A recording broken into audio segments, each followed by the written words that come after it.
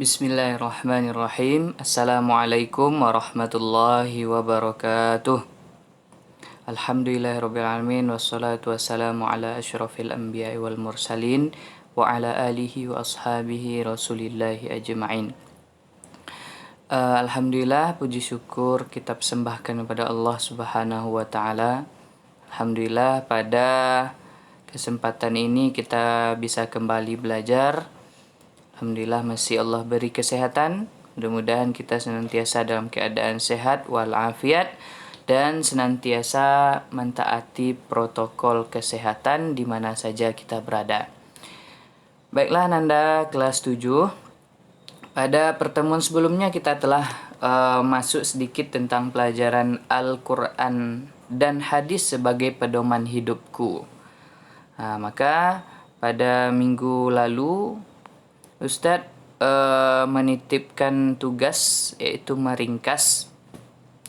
Tapi sayangnya banyak dari ringkasan Ananda itu yang sekedar menulis saja. Kenapa Ustadz katakan sekedar menulis? Karena ada yang ngambil judul, setelah diambil judul lalu ditulisnya satu paragraf dah selesai. Padahal yang intinya bukan paragraf itu, tapi paragraf yang lainnya. Jadi perlu belajar lagi untuk meringkas. Jadi meringkas itu bukan mengambil paragraf yang pertama, lalu yang lain ditinggalkan, tidak. Tapi dibaca dulu keseluruhannya. Setelah dibaca keseluruhan, baru diambil poin-poin penting dari yang kita baca tadi. Jadi Ananda tidak bisa meringkas tanpa membaca terlebih dahulu. Baiklah Ananda. Sekarang kita akan masuk ke materi. Paling tidaknya materi kita seputar tentang yang Ustadz lingkari ini. Apakah Al-Quran itu? Apakah hadis itu? Apa saja fungsi dari Al-Quran dan hadis itu? Bagaimana hubungan antara Al-Quran dengan hadis itu? Bagaimana cara memfungsikan Al-Quran dan hadis dalam kehidupan sehari-hari? Berbagai pertanyaan tersebutlah yang akan kita bahas pada pembahasan ini. Sebelumnya Ustadz mau memberi gambaran besar bahwasanya ada dua pedoman kita atau pedoman yang ditinggalkan oleh Rasulullah kepada kita sebagai petunjuk kita agar kita menjadi orang yang benar dan menuju jalan yang benar pula. Jadi apa dua petunjuk itu? Apa dua pedoman itu? Dua pedoman itu adalah Al-Quran dan hadis. Jadi kita sudah tahu Al-Quran dan hadis. Inilah pegangan kita. Jadi kalau ada kita menemui masalah, kembali ke Al-Quran, kembali ke hadis, jangan kembali ke tempat-tempat yang lainnya. Jadi itulah dari Al-Quran itu. Al-Quran sangat banyak sekali fungsinya. Di antara fungsi Al-Quran itu sebagai obat. Jadi bagi kita yang sakit, bagi orang tua kita yang sakit, bisa menjadi obat. Bisa menjadi penenang hati kita.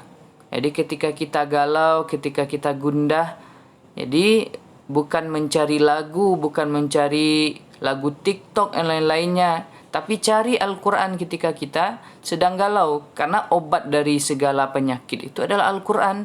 Bukan mencari lagu. Kalau lagu yang dicari, maka makin sakit nanti. Kalau makin sakit nanti perginya bisa ke rumah sakit jiwa. Maka berhati-hatilah Nanda semua. Baiklah, pertemuan ini kita kembali ingatkan beberapa poin penting akan Ustaz jelaskan di sini. Yang pertama kita belajar tentang pengertian Al-Quran. Jadi pengertian Al-Quran. Mana dia poin pentingnya? Poin pentingnya ada di bawah sini. Ya sebentar, saya cari.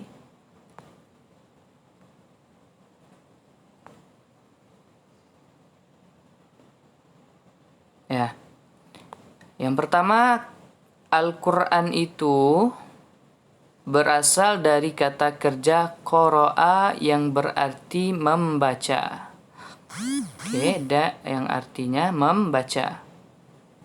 Dan kata dasarnya adalah Quran yang berarti bacaan. Jadi nampak mana saja yang poin pentingnya.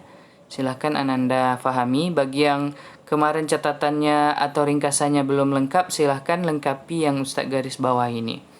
Di Al-Quran berasal dari kata kerja qara'a, yaqra'u, Qur'anan. Jadi kalau ada dalam soal nanti qara'a, yaqra'u, Qur'anan.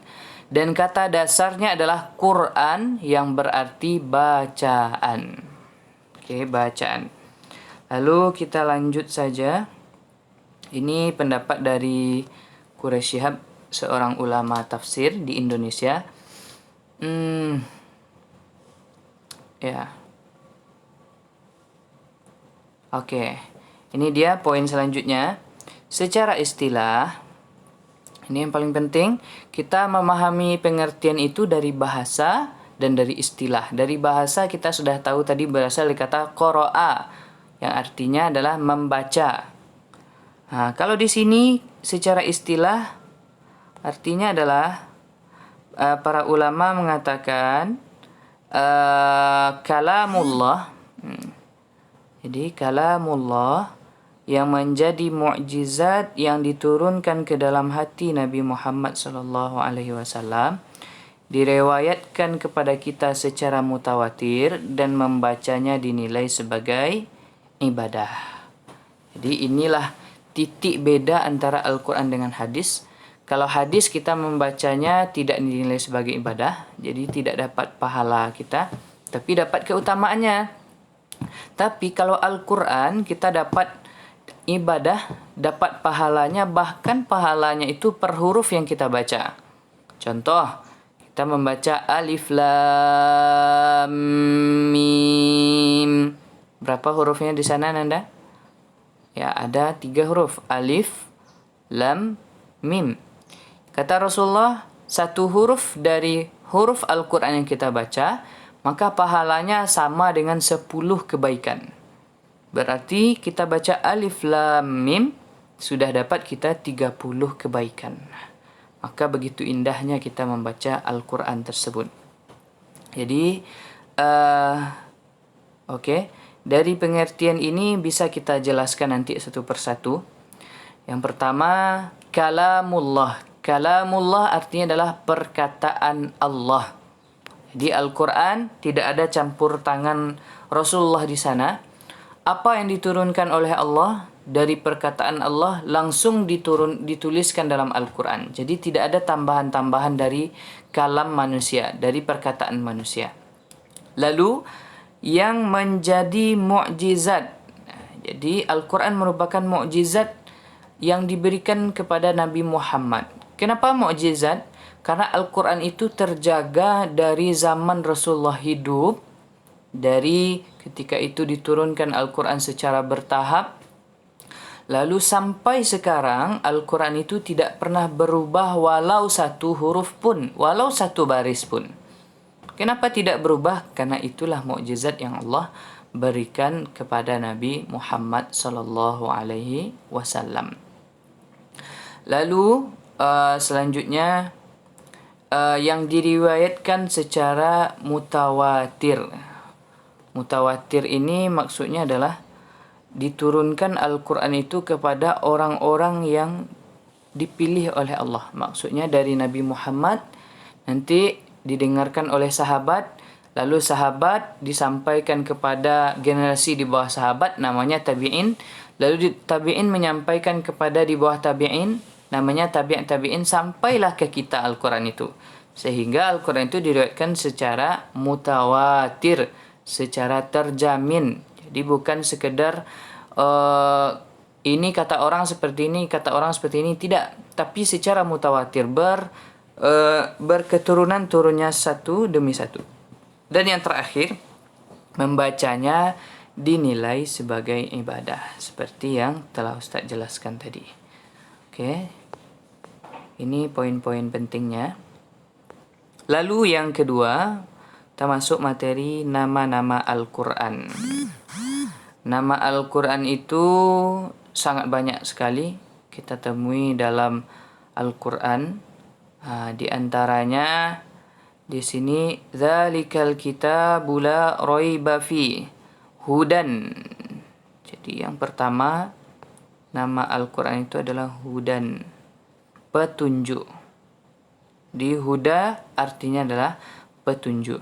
Lalu juga Allah menyebutkan sebagai Al-Furqan. Oke, maaf, ini bukan hudan tadi, kata kuncinya adalah Al-Kitab. Dzalikal kitab. Al-Kitab yang pertama. Kitab artinya kitab. Kita tahu kitab juga kitab, yaitu Al-Quran. Lalu Al-Furqan. Al-Furqan artinya pembeda. Jadi paling tidak pada pelajaran ini kita pelajari dua nama Al-Quran, Al-Furqan dan Al-Kitab. Lalu masuk kita ke fungsi Al-Quran. Apa saja fungsi Al-Quran itu? Jadi kalau kita punya pedoman, punya petunjuk, pasti petunjuk itu memberikan fungsi kepada kita. Fungsi itu maksudnya adalah manfaat. Apa manfaatnya? Yang pertama, sebagai sumber ajaran hukum Islam yang utama. Jadi ini rujukan kita. Kalau ada permasalahan, kita ingin tahu tentang sholat. Lalu bagaimana cara kita mengetahuinya? Lihat ke dalam Al-Quran. Oh, ternyata sholat itu adalah sesuatu yang diperintahkan oleh Allah. Wa aqimus shalah wa atuz zakah. Dan dirikanlah sholat, tunaikanlah zakat. Lalu yang kedua, fungsi Al-Quran itu adalah sebagai konfirmasi dan informasi terhadap hal-hal yang tidak dapat diketahui oleh akal. Ini contohnya, kita bisa tahu tentang hal-hal yang terjadi sebelum kita hidup dan setelah kita hidup. Maksudnya adalah sebelum kita hidup, cerita-cerita para nabi dahulu, cerita-cerita para rasul yang dahulu, itu ada di dalam Al-Quran. Allah tuliskan semuanya. Lalu yang akan terjadi, apa yang akan terjadi hari kiamat. Walaupun hari kiamat itu tidak tahu kita, apakah nanti sampai umur ananda di hari kiamat. Mudah-mudahan saja tidak, karena Rasulullah mengatakan seburuk-buruk generasi adalah generasi yang hidup di akhir zaman. Jadi jangan sampai kita termasuk golongan yang hidup di akhir zaman. Jadi yang akan datang juga kita tahu, padahal kita tidak sampai hidup ke akhir itu, tapi Allah sudah berikan. Oke, yang ketiga, petunjuk hidup manusia ke jalan yang lurus tentang berbagai hal. Di sini kata kuncinya, ketika kita membeli suatu barang, Ananda membeli HP contohnya, atau membeli barang yang lainnya, pasti kita ada buku petunjuk. Apa gunanya buku petunjuk? Agar kita bisa tahu bagaimana cara menggunakannya, bagaimana kita melakukannya. Maka Al-Quran juga petunjuk kita. Bagaimana kita melalui kehidupan kita, maka kita lihat ke dalam Al-Quran. Dan yang terakhir, sebagai pengontrol dan pengoreksi terhadap ajaran-ajaran masa lalu, yaitu Injil, Zabur, dan Taurat. Sebagai kita tahu, Al-Quran itu adalah kitab penyempurna. Kalau kitab penyempurna berarti ada yang disempurnakannya. Apa yang disempurnakan oleh Al-Quran? Yaitu Injil, Zabur, dan Taurat. Yang diturunkan kepada Nabi Isa, Nabi Musa. Jadi diturunkan kitab tersebut, tapi digantikan dan dilengkapi di dalam Al-Quran. Maka inilah poin penting fungsi Al-Quran yang harus Ananda ketahui. Oke, selanjutnya setelah kita lihat tadi petunjuk, oke.